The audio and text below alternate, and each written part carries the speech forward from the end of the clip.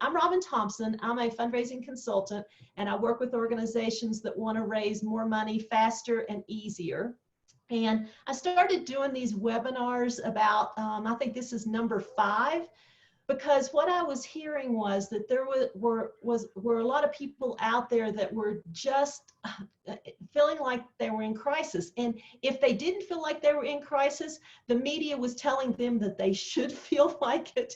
And so it was just causing a lot more angst. And so I thought if there was a way that I could interview people from all over the country who had a handle on what's going on out there in the nonprofit world, it could help all of us feel a little more comfortable and give us all a little bit of hope here. What we're going to do this morning is going to be a little different. Jeffrey is going to give a presentation of about 10, 15, 20 minutes. And I thought it was important for him to give us an overview of what he's seeing out there. And then I'll ask him questions, and then you all can ask questions too. But let me tell you a little bit about Jeffrey first. Jeffrey and I have known each other for several years. And I'll tell you what, we solve more world problems on the chairlift or over dinner after going to the amphitheater and seeing a symphony concert. And I thought that it'd be interesting for us to talk to him this morning, because see, Jeffrey has raised over $1.5 billion. That's a billion with a B. He's the co-founder and CEO of Byrne, Pulaski and Associates. And he's calling in from Kansas City this morning, where he lives, and his fundraising experience is spans 3 decades with major gift, capital, endowment campaigns like Harry S. Truman Presidential Museum and Library, the Liberty Memorial National World War I Museum, the Kauffman Center for Performing Arts, the Kansas City Ballet, and a long list, and numerous chapters of the Nature Conservancy, and his beloved alma mater, the University of Missouri. So Jeffrey, welcome. Thank you so much for spending time with us this morning and giving all of us an overview of what you're seeing out there in the world and what we should be doing right now. Thanks a lot, Robin, for having me this morning, and I'd like to welcome everyone.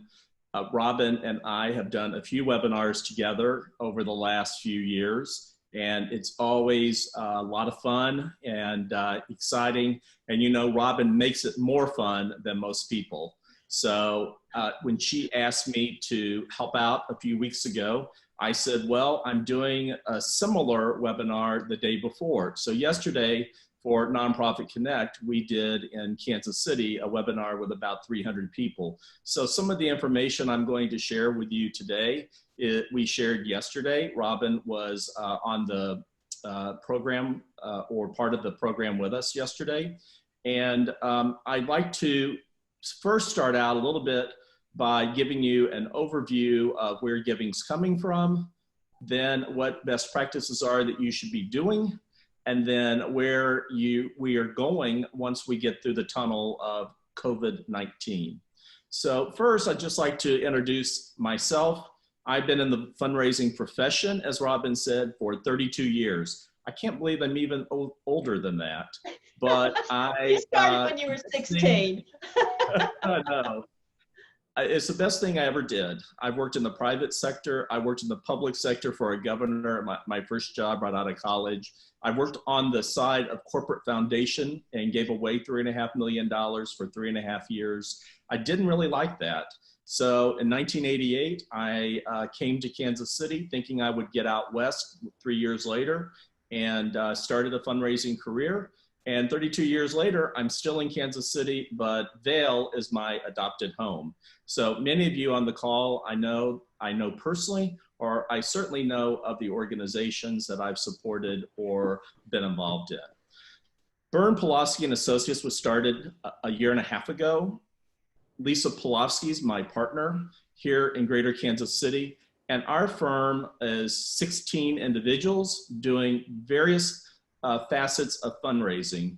We do capital campaigns, endowments, feasibility studies, plan giving, and a lot of grant writing. And grant writing is very important now with nearly $3 trillion coming out of Washington, D.C. So Robin and I will talk a bit in a few minutes. But I am ready to go to the next slide. And I want to give you an overview of where giving is coming from.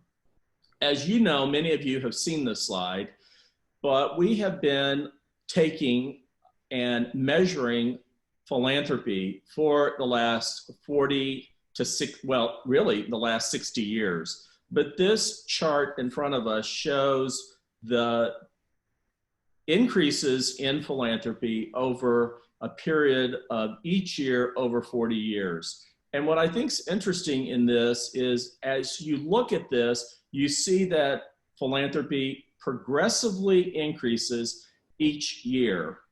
During an average year, philanthropy increases 2.97%. In a recessionary time, and we've had many of those, philanthropy goes down about 3.15%.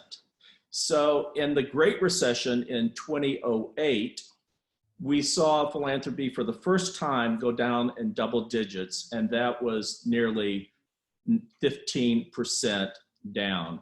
This past year, we saw a leveling off or a small decrease in inflationary dollars because of the Trump tax cuts and the non-itemization for certain individuals with incomes.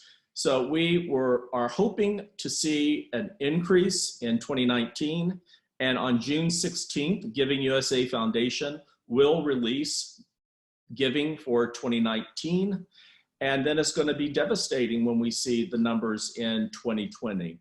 Normally in human services, giving goes down for human service, giving goes up, for human service organizations during recessionary period, nearly 5.5%.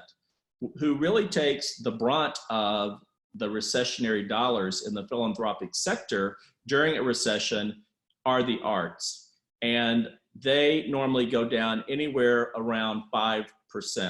And I know we have many human service, social service, healthcare organizations on the audience today, along with a number of art organizations. So just FYI for that. Next slide, Robin. I'd like to just explain a little bit about what getting back to the new normal is. Since I have been doing this for 32 years, I've gone through a number of recessions. I went through the Great Recession in 2008, and now we're going through probably what's going to be a depression in 2021. And what I'm going to tell you is I see that the time that we are in this tunnel where we don't see light at the end of the tunnel is going to be anywhere from 6 to 9 months. And I base that on the experience that I have had, that others in fundraising have had about recessionary giving and the recovery time it takes. So during month 1, which I'm going to call late March and into the month of April, I call it the shock and awe period, where we are adjusting to our new reality. We are determining where we're going to find cash. We are in nonprofits looking at our budget and looking at the expense side of our ledger. We're probably meeting with our board of directors on a much more regular basis, and management team is working as well. Now, in the fiscal recessions that we've had in 2001, 2003, and the Great Recession of 2008, we could get together and we could have meetings and we could share. Obviously, in the healthcare crisis that we're in with the coronavirus, we're not able to do that. So we are adapting to work in a new way, even as we are putting some of these best practices into play. Next phase I see is from anywhere from the month of May through the end of the third quarter, being September. We're going to have about 2 to 5 months of what we're going to be doing to adapt and strategize about how we are going to operate our nonprofits, our relaunch programs, if that's what you're doing, or determine what we're going to do if we're not able to launch new programs. And during that time period, you want to be doing appraisals of your donor base. You want to be doing segmentation of your donors so that the best donors in your organization are getting a call from the director of development or the CEO, not or, but and the CEO. You might also have some of your board members during the adapt and strategize phase take certain donors, whether they know them or not, and call them and thank them for their past support, number one. Number two, find out how they're doing. Ask them how they're doing, and then listen and have a conversation. Try to relate to what their circumstances are. Number three, you're going to want to sympathize. Number four, you're going to want to share your story about the assets and the strength of your organization during this time, and also what the challenges are for you during this time as well. Then we hope in the last quarter of this year, or the 6 through 9 months, and we saw this during the 9/11 and the Great Recession, we start to see light at the end of the tunnel as we are proceeding out of a significant fiscal issue. And during that time period, what you want to do is you want to debut your new case for support. Maybe you take your case for support and you rewrite it to the reality that you currently are under. You might have various communication styles, and I'll mention that in a few minutes as we are thinking about what to do once the stay-at-home ban is lifted. And you want to continue to refine your strategies and your tools. You know, right now, I do not believe from a fiscal standpoint, we understand exactly what the situation is on the short, medium, and long term. I believe that we're going to have to get into this more. We're going to have to open up our states and our localities and our country to business. And that is going to take a while to do. So I don't think we have light at the end of the tunnel yet, but we have some thoughts and strategies, Robin and I do, to share with you today to think about. Next slide, Robin, please. Now, these are the things that you should be doing as an organization right now, because these are best practices. And I hope over the last 4 to 6 weeks that you have been adopting these. Obviously, you need to segment your donor base. You need to look at your top 25 plus donors. If you have a development staff, the development staff needs to share in expanded portfolios so that they are able to call. If you're a single person shop as a development director, you need to employ a number of strategies then to keep in touch. But you really do need to stay in touch by telephone, at least with your top 25. I would share some of those with my CEO, and I would have the CEO calling as well as you, with different messages, and perhaps your board chair as well. I don't think you can be a Debbie Downer. I think that you've got to be not Pollyannish, but you've got to be realistic. You've got to be straightforward. You need to be creative in the way that you are sharing information. And I think that you've got to be optimistic as well. There's no reason that you should not be sharing what the challenges in your organization are as well. Because once you start a dialogue on the telephone with a donor, he or she is going to be asking you what your situation is and what you are doing to look at programming. Are you reducing program? Are you reducing your overhead? What types of revenue strategies are you increasing? And what are you doing from a fundraising? And how is your board participating in that as well? I think you've got to communicate, communicate, communicate. As our health experts say in Washington, D.C., Dr. Fauci, Dr. Birx, that we've got to test, test, test before we come out of this coronavirus period. I think as nonprofits, we cannot over communicate through the telephone, through email, through social media, through Facebook, through Instagram, whatever types of social media that you are doing, you should increase that. I think you've got to understand what your peers are doing as well.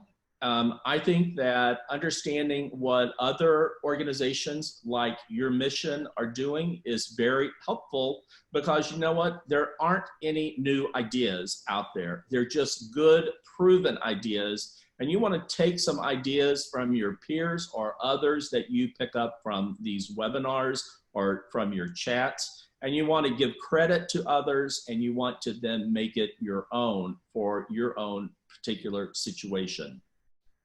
And also, you need to think about the reopening of the economy. And I see that we have like Kansas and Missouri, and none of you are from Kansas and Missouri, Robin. So I think most of you are living in Colorado. I believe the governor's coming to Vail yesterday or the next few days to talk about how Vail and Eagle County is going to be opening up. So I think you have to really understand your local situation and then overlay how you're going to be opening up your own organizations based on what your localities, your state, and what the national government comes out with from the CDC. You know, I think that the new normal is going to be a number of areas that you should start to think about now. Doesn't mean that as you are struggling with the situations and challenges that you have now, doesn't mean that you don't need to be looking forward about what you want to do or need to be doing once we start to come out of our stay-at-home orders. And I think the number one thing you need to do is focus on your assets. And what are your assets? Your people are your assets. So you really need to focus on your staff, the people who make your nonprofit run. You need to be taking care of them, and you need to be thinking about them for the future. You need to do the same way with your board, and the board in turn needs to be thinking about you as staff. You need to be thinking about your donors and how you're going to be communicating this with your donors or program sponsors as well. I believe that you need to share your strengths of your organization. What specific programs and projects or products are you going to continue to do or enhance doing as well? And I think the third area about focusing, I think you need to focus on your challenges, and you need to be realistic. Don't paint just a Pollyannish view of the situation. A donor or an institutional funder can see through that in a split second. But create an opportunity to share your challenges in a way that you are presenting the information that is factual, and then perhaps you're trying to have a dialogue with that individual about the certain circumstances, and have a dialogue. Ask them what you should be doing as well. Number two, I think you need to really think about the role of technology. And I know many of you are in our nonprofit communities, we are technology challenged because of limited budgets, but really because of the new reality and the new normal that we might be in, it might be a good time to think about how we're really going to perfect technology for all of your interactions. I can promise you in May and June, we're not going to go to 150 or 500 person meetings or gatherings. So what are you going to do to change the way you're doing business? And technology is going to be a large part of that. Number three, I think that you've got to give your donors options about how they want to meet and what that new reality is. Of course, some donors are going to want to meet in person, and we're going to want to meet in person with our donors if that's possible. But I think at the same time that you've got to be very proactive about the way you approach donors respectfully, and also that you ask them how they want to be approached by you. I think we're going to have to think about how to do group meetings of more than 10 people. Perhaps we get, Byrne Pulaski, we have 16 people on our staff. And what we're going to be doing is having no more than 10 people in a meeting at one point. We will utilize CDC guidelines about spacing. And then we'll have to beam in others that are not able to attend via technology. So I think there's going to be a lot of that as well. And as many of you know, video, as Robin mentioned, we're getting zoomed out, but it is still something that we need to use. And as well, conference calls are a good way to gather people. And as many of you know, conference systems went down the first week, but most of them are very much up and working now. So Robin, our fourth area, I think, of our new normal is really looking at plan giving, endowment, future reserves. And when we were going through the Great Recession from September of 08 through July of 09, what we saw as we were coming out of the Great Recession was that nonprofits really did want to think about plan giving in a much more targeted way. And to think about plan giving for organizations that have been around for a while and that are stable and have a board of directors that will be supportive, your number one area of your organization in a plan giving effort is to have your board 100% endorse your effort.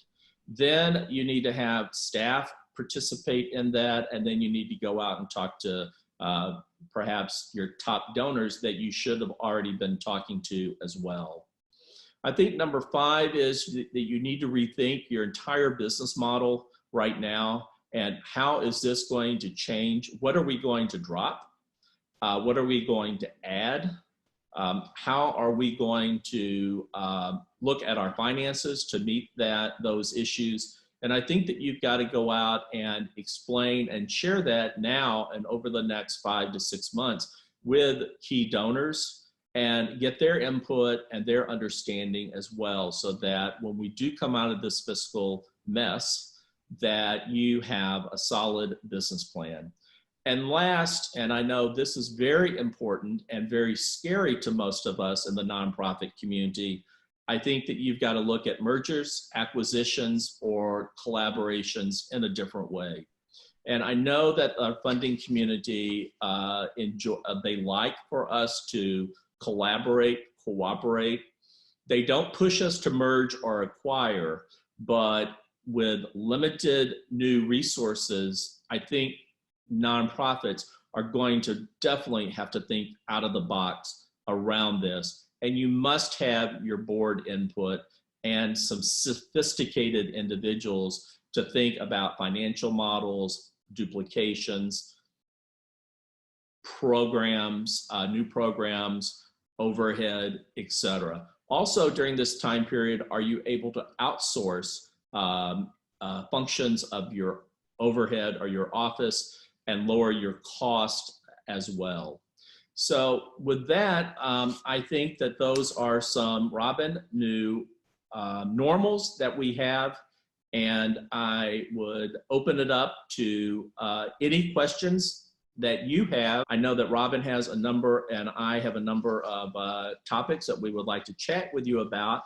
But at any time, Robin, that we have someone who wants to ask a question, I know that both she and I are willing to answer. And I hope that Robin and I now want to have a conversation with you, and I hope that you will participate. Thanks a lot, Robin. Thank you, Jeffrey. So great overview. And so what I'd like to do is just kind of move into fundraising. And questions that I keep getting asked are things like, you said we should be keeping in touch with our donors. We should have our board members keeping in touch with our donors. But should we be asking them for money or not? Gosh, Robin, I think that that is the most frequent asked question that you and I have probably been asked by our friends in the nonprofit community. And I definitely think that this is a time to strategically ask, certainly be very open and create opportunities. I think the biggest scare that we see, and of the webinars that we have been on or participated in as presenters the last 3 or 4 weeks, what we have heard is that should we be approaching donors and asking them for money during this COVID-19 depression, fiscal depression that we are having? And the answer to that is absolutely. You should be visiting with your donors. You should be, as I mentioned earlier, number one, you should ask them how they're doing first. Don't focus on you immediately. They know why you're calling, so they're going to focus on you eventually. But you be aggressive in asking them how they're doing, how they're relating, what's happening to them fiscally as well. I think that those, for close donors of your best donor base of individuals, corporations, and foundations that you're working with, you ask those kind of questions about how they're doing during this fiscal crisis, and they will share with you different information, and you will be able to have a closer relationship with them. I think also you can tell if a donor is available, is thinking about a donation to you by the types of questions that they're asking. So ask open-ended questions, right, Robin? You need to be asking open-ended questions. You need to be sitting back like I am in my chair and relaxing. And you need to be thinking about having that conversation, and always have, with donor conversations, a goal in mind before you call them. Know what you want to accomplish in that conversation. Sometimes it's going to be, you're going to be able to open-ended solicit them. You're going to be able to, and maybe you're going to see that it's not the right time. But Robin, I think that this is a great opportunity for us to become much closer to our donors than further away. And I know that's somewhat antithetical of where we might be during this time period, because we might think, oh, we need to run away from our donors. But I would suggest that that is definitely a wrong strategy. And so, you know, Jeffrey, that I agree with you. And one of my clients, I kept encouraging them to make that phone call, check in with those donors. And it's like, oh, no, I don't want to. And so she called this one donor. The donor picked up the phone and said, I am so glad you called. I wanted to give somebody money right now because I wanted to do something to help.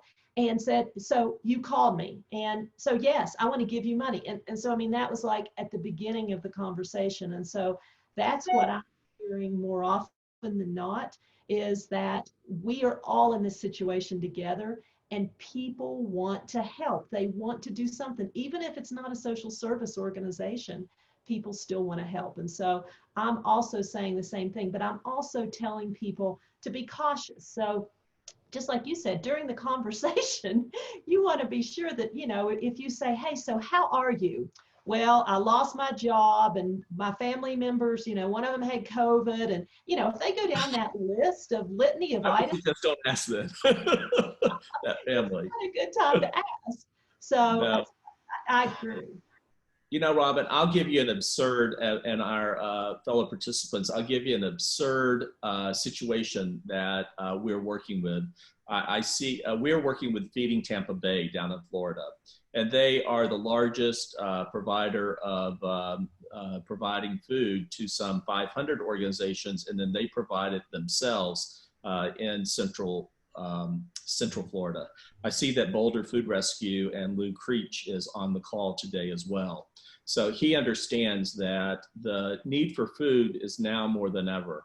Well, immediately what our client did in Tampa Bay was that they convened their board. Their board gave above and beyond a new COVID-19 gift, because the situation was they were 135% over budget about the food requests that they were getting. And they knew they had to go out and buy food and not receive donations of food. So their board realized that. Then the second thing they did was they convened a webinar with 30 invitation only of their best donors. Many of those donors gave $100,000 and above. Tom Brady, who is joining the Tampa Bay Buccaneers, gave enough food for 500,000 meals as his first gift in the Tampa Bay area. They have acquired through direct mail and solicitation over 2,000 new donors over this last 5 weeks. They have had a donor who gave them $1 million 2 months ago when we were working with them, give them another $500,000. So don't say that rich donors don't have money. Rich donors and rich individuals, they still have money. Now they're going to be a little bit more focused about how they utilize their money. But over a 5-week period, our client, Feeding Tampa Bay, raised $5 million. And that is amazing. And their development staff are calling literally every donor over $500 who gave to them to say thank you. So that's a live example, a real example. It's a bit absurd, but it's something that you've got to really jump on, don't you, Robin? Yeah, and I have one client, and it was interesting. It's a newer nonprofit, and one of the things when we sent out the appeal letter, of course, and people that know me know I keep saying this, you know, go ahead and send out your appeal letter, but be sure you recognize what's going on. Don't just, again, like Jeffrey said earlier, don't be Pollyanna-ish and say, oh, well, you know, we'll just ignore what's going on. Sent out the letter, and over 4 days, they, out of, I think it was 14 different donors, they raised over $650,000. So, you know, we can't say, oh, you know, people don't want to give or can't give, because we are making the decision for them, and we don't want to make the decision for people. We want to give people some control, because right now we don't have control over a lot. We're still under house arrest. And so, you know, this is something you can give them the option. So don't make the decision for them. So anyway, I'll get off my soapbox. But that leads into one of the questions we've had, Jeffrey, which is the second most asked question that you and I get. Any thoughts on the future of fundraising galas? These are a big deal in our community. Any resources you would suggest on this topic? So wouldn't you say that's probably the second most asked question? It certainly is. And I know that our nonprofit community does rely on special events and fundraising dinners and luncheons on a regular basis. And those are very real, real opportunities that nonprofits have normally to take in sometimes anywhere from 10 to 70% of their budget. And we know now that you are not going to be able to probably do over 10 individuals at one time. And as Robin mentioned, that is one of our most frequently asked questions. I know I'm getting ready to go on a national arts board called the David Parsons Dance Company. And they were in Vail for a performance at Villar back in February, and had a great performance. And I would encourage everyone to go to their website, parsonsdance.org, to see some of the amazing things that the dance company is doing. But they had to cancel their gala that was scheduled for this coming next Friday, May 1. And one of the things that they're doing is they're having a 40-minute live performance with some of their dancers who are their 8 dancers are scattered throughout the country. And they're going to have some type of live performance from those 8 donors, plus a special message from some individuals. And then they're going to launch a 3-week auction, and an online auction over a 3-week period that then their donors can bid on. And they hope to make up some of the money that they think they're going to lose from a net standpoint. So I think that is one creative way an organization that we're involved in is thinking about doing. I know other organizations, we work with right now about 42 nonprofits, and I know that many of them have, well, every one of them across the board have canceled their special event. I think the best thing to do on those is to, number one, I think you need to be talking to your gala committees and you need to be asking them the question about what they think that you need to be doing. Don't just think that you have all the answers. We don't. We have to ask our donors and our leaders what they think that we should be doing. So perhaps, therefore, they're going to be able to share with you some information about what they think. Talk to your peers about what they're thinking about doing as well. Unfortunately, during this time period, Robin, and our audience, I think that this is going to be very tough. And we will have some nonprofits that just do not make it because special events are so heavy, relied upon for their budgets. And unfortunately, those nonprofits really do need to look for partners or collaborations or mergers to make sure that you perhaps can strengthen yourselves through that process. Other organizations are going to be able to weather this. I do think later in the year, perhaps later in the fourth quarter or into 2020, we're going to be seeing some return of special events, but we don't really know yet. So I wish I had a golden ball. If I had a crystal ball and Robin had a crystal ball, guess what? We probably wouldn't be on this phone call. But we don't, and I will tell you that we're going to send out a newsletter next week. We do a monthly newsletter called News You Can Use. And in that newsletter, we are going to have an article, Robin, about what you might do given the fact that you don't have special event income. And we're going to address that next week. So I don't mean to preview it because I already know the answers.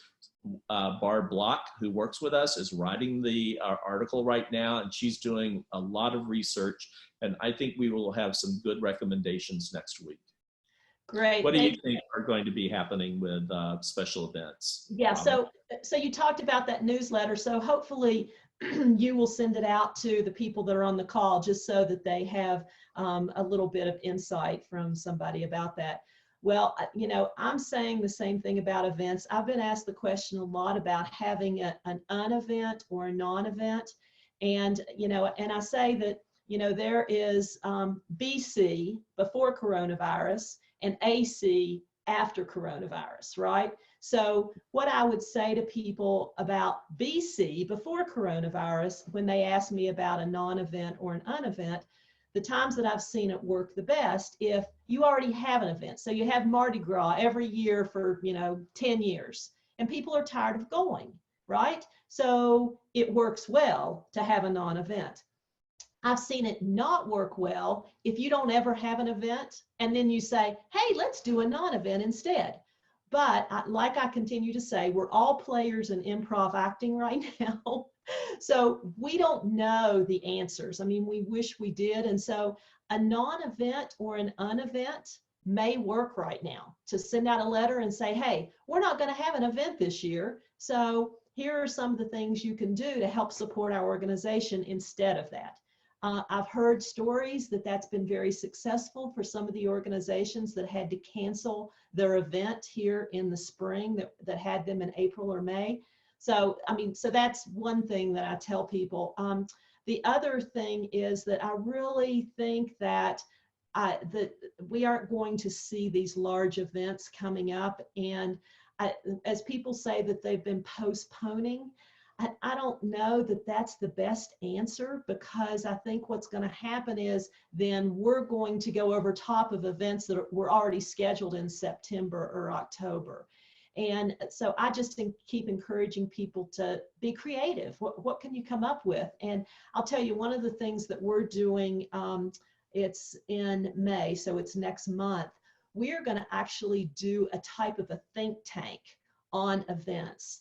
And we're going to have a meeting setting where this is more of a webinar setting. We're going to have a meeting setting so you can see everybody's video, and we're going to put people in breakout rooms, because you can do that in Zoom, and have people brainstorm. What have you seen? What have you heard?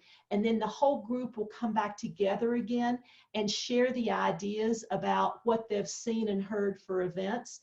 And so, Jeffrey, we'll be sure and share that with you, because there may be some good ideas that come out of that. Robin, I think that's a great idea. And I was going to mention, I mean, I know some of the organizations that I have worked with or I'm very familiar with that are on the call today.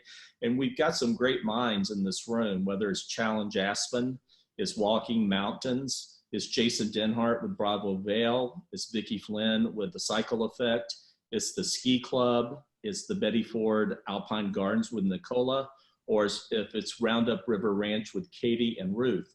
There are some really great minds that can come to the table, I hope, and share, because this is not a time to be proprietary with your thoughts. This is a time to share, because I promise you will learn something and everyone will pick up something and then be able to do it their own way. I agree. So here's another question from Lisa. And we could replace what she's asking. She's asking about art organizations. We could replace it with environmental organizations or replace it with any number of different types of organizations. So here's her question. I work with 2 arts organizations who are unable to provide their services right now, theater and ceramics. You open by saying art organizations experience some of the greatest donor losses during or following a recession. Thoughts on how to effectively counter that? And again, I think you could say that about anything that's not a social service organization right now will probably see some type of a decline. So how would you answer, Lisa? Well, number one, I think, Lisa, I would answer that by saying that I believe that you need to segment your donors. And by that, I mean that you need to look at your best donors, your donors who are giving you the most, who perhaps have given you cumulative the most or repeated donors, and you need to look at them in a descending order. So sort them in descending order, then segment them. Segment them by who you're going to call, who your board might be able to call, who your CEO might call. Determine what programs that you want to continue to provide.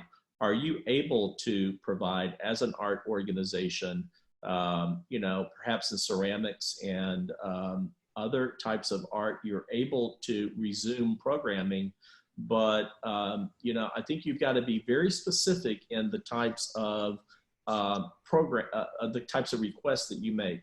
I think during this time period, nonprofits are making a mistake when they ask for money and it's in general. You don't give a specific cause or a specific program about what you're asking for. I think that the organizations that are really being finite about what they want to raise money for are the ones who are going to be able to do that. And that's one of the best ways to create, to really emphasize what's important in your organization. Perhaps there's some things in your organization that you're not going to be able to do over the next 6 to 12 months. Well, share that with donors, but then share with them what you are going to be able to do. I think as soon as the stay-at-home is lifted, if your best donors are willing to meet with you one-on-one, that's probably what you want to do. You also, if you have a location and a studio or an office or an interactive place, you want to have them to you, because half of the donation is getting them into the door of your organization. I know organizations like Roundup River Ranch, the Vale Dance Festival, Bravo Vale, others are very nervous about what's going to happen with their organizations since those are live organizations, and are thinking very creatively about how they're going to respond to those. So I wish I had a crystal ball again, but I think best practices that I mentioned earlier, I would focus on those on the slides. And if I'm sure that Robin will make those slides available to you, or I'm happy to make those available to anyone as well. Robin? Yeah, and we will send out the recording too, so they'll have that also. Okay, so Lacey asked the question, what about doing an online auction? We do our golf tournament in June, and the auction brought in 65% of the event. Any items you think would be good during these times? Robin, what do you think about that? And give me a second to think about that, because I'm not sure if I can come up with auction items really during this time period. So, I mean, I'm Right. not here to be, that's very granular. I think, you know, in general, you know what works for your organization, and whatever works for your organization, double down on it. And that's what I would be doing. Right. And I agree. You know, we can look at different types of auction items. You know, instead of a piece of artwork that you were going to auction off, it's something that is more of a service. You know, it's a massage. It's a private jet ride. It's, you know, something that is different. That's not a physical item. And so being creative with the items that are auctioned off, and I've heard mixed results, Lacey, about how those online auctions are working. Again, I tell people, I say, you know, somebody who would normally come to your event, and let's say they would sponsor a $10,000 table for 10 or something, or a table for 8. I would just ask them, you know, we can't have the event this year because of the CDC requirements, et cetera. Would you be willing to still give that same amount? And then, you know, you get to deduct the whole amount, and you know, won't need to come to dinner. And would you still be willing to do that? And I've heard people having really good luck with that. And again, it's after you get through the conversation with them, just to be sure that they don't have anything major going on with health issues or family issues or whatever. But what I've been hearing is that people are like, well, of course, I'll go ahead and give you the same amount. So I think auctions in general take a ton of time, and trying to get the auction items, and then trying to get them delivered, and then being sure people are going to buy them. So, you know, I steer away from auctions anyway, but that's just me. I would add, Robin, I think that asking for money is very scary for a lot of development directors and CEOs. And this is the time to put on your big girl or your big boy pants and pull them up and create an outline. We're working with another food organization that does gleaning and of produce. And we are going to see a donor that we just wrote a script for last night. We're going to see them, and that donor just gave another project that we're working with $1 million for capital. So don't think that donors aren't making still significant investments who have it in non-related COVID-19 activities. But what we are going to do with this donor is that we've scripted it out. This is what you do when you meet the donor. And this is going to be May 6th, so we're going to be doing this virtually. So the number one thing is that the executive director and our board member and one of our staff are going to have a nice chit chat with this individual and his wife the first 3 or 4 or 5 minutes. Then we're going to have the executive director explain the different programs that After the Harvest does, and their gleaning and their processes. Then we're going to have the board members spend 5 or 7, 8 minutes talking about what the board's response has been during this time period, what the board commitment is, how they're bringing on new board members, and what the board is giving as well. Then we're going to launch into sort of a conversation. We're going to ask them what their thoughts are about what they're doing. That we know that this donor just made another $1 million gift to our local food bank, which is called Harvesters. So we know that this donor is very actively involved in our community. However, the point of this is you really need to script it out. Tomorrow at 1 o'clock, we are having a conference call to role play. So we're going to role play the actual solicitation. So probably I will be the board member, or I will be the donor, and I will then have both the executive director and the board member just talk about what they're going to do, and we're going to live play it as well. And you know, I've been doing solicitations now for 32 years. I still practice every time I'm going to go on a solicitation. I think about how I'm going to appear to them. I think about, I visualize what the room is that I'm going to be in, or this strange situation about a camera. So I visualize that. I practice what I'm going to say. I make sure that each person in our party has a role. And then I practice asking Robin for, $5,000 a year over 5 years for a $25,000 pledge. Or would you invest a one-time gift of $25,000, Robin, into my project? And then I shut up. And no matter how difficult it is and long that takes, shut up and don't talk. Look around, look down, but do not talk. So the first one to talk loses, right? it's difficult. That's right. Yeah, and that's excellent advice because I do the same thing. I come up with the script before the meeting and then meet with the executive director or the development director, and we go through that script. So yeah, every single one. I mean, when I talk about improv acting, which is what we're all in right now, a meeting with a donor is not improv acting. It is a script that where that you would like to see it go. Now, granted, a lot of times the donor will throw you a curveball that you didn't plan on. But regardless, where you want to go with this and what you hope the end result is. Katie Zinn had said, for auction items, what about focusing more on supporting local businesses, which is one of the things, Jeffrey, as you know, here locally, the local businesses, which are so much tourism dependent, are really suffering right now. So Katie, I think that's a great idea. But interestingly too, Elise from Habitat for Humanity said, our event was scheduled for March 14th. We had to cancel, but all of our sponsors except one let us keep the sponsorship as a donation. Very generous. However, I worry about the health of our business community and their ability to sponsor a virtual event or in-person event in 2021.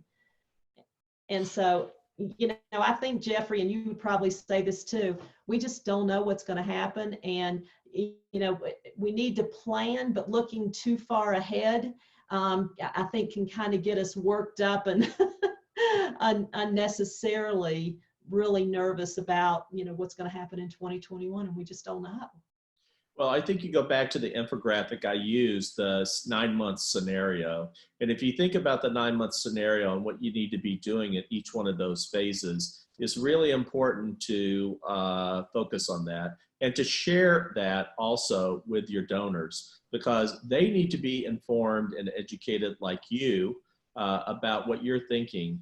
I also, as I was just thinking here, Robin, it just popped in my mind that nonprofits, we might want for some of our nonprofits to do focus groups with their donors or their board members. And a focus group is getting a group of people together. It is facilitating, having a facilitator, and asking a series of questions, and then facilitating dialogue and responses, and then being proactive about what you're hearing and digging deeper into those comments. So, like a professional facilitator, Robin can do that, or perhaps you have someone else in your organization. But, it doesn't, I think maybe going on, some of our politicians go on listening tours. You might want to go on a listening tour over this next few months as well, so that you are thinking and you're asking smart questions. And I'm sure that Robin could help you think about good, smart questions that are specific to your organization as well. Wow, Jeffrey, that's a great idea. See, we didn't even have to be on a chairlift to come up with that great idea. Okay, we're almost to the end here. And so one question I like to ask all my panelists is, if you had a magic wand and could wave that magic wand over all the nonprofits that are here today, what might that be that you would like to just bestow upon them?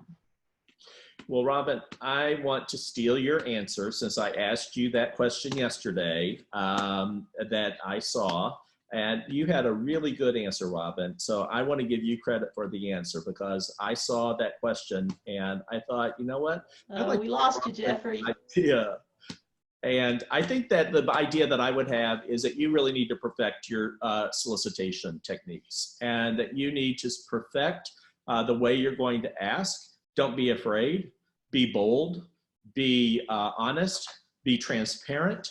But I think that this is a time now that you need to be talking to your donors and at the appropriate time asking for their support. Listen, 90% of fundraising is what? Listening. So you need to listen to them and then you need to ask them to help you out. I want to thank Robin. It's a pleasure always to be with her and my friends in Vail. I come to Vail often. I want to come back to Vail. I will see you as soon as possible. And I wish you all a very warm and healthy time during this tough period. Great. And Jeffrey, thank you so much. I know your schedule's busy and I know between being on boards and all the work that you're doing right now. So we appreciate having you on today. And then we are continuing next week with another speaker. So let me tell you who we're going to have next week. So we're going to start a half hour earlier next week. So it'll be 8:30 Mountain Time and I will send you all something. But I don't know if you all have felt like this, but I feel like, okay, so, I'm not going out and meeting with people face to face, right? And so I'm not spending the time in the car driving. I'm not spending the time in those meetings, but yet I get to the end of the day and there's nothing checked off of my to-do list. It's like, how does this happen? And so as I was asking some other people about it too, they said, yeah, so what is it? We seem to have more time, but we feel like we're getting less done.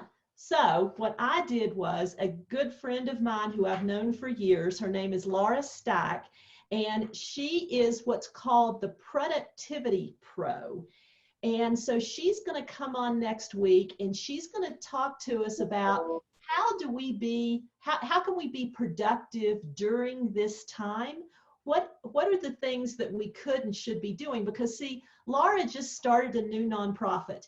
And I was amazed at all that she got done in such a short period of time. And I said, Laura, how did you do that? So she's got systems, she's got techniques, she's got ways that can help all of us say, what do we need to do? How can we get to the end of the day and feel those endorphins from being able to actually put a big check mark on our list? And again, thank you for being here today, and go out there, raise money, and just give people this message of hope. We will come out of this.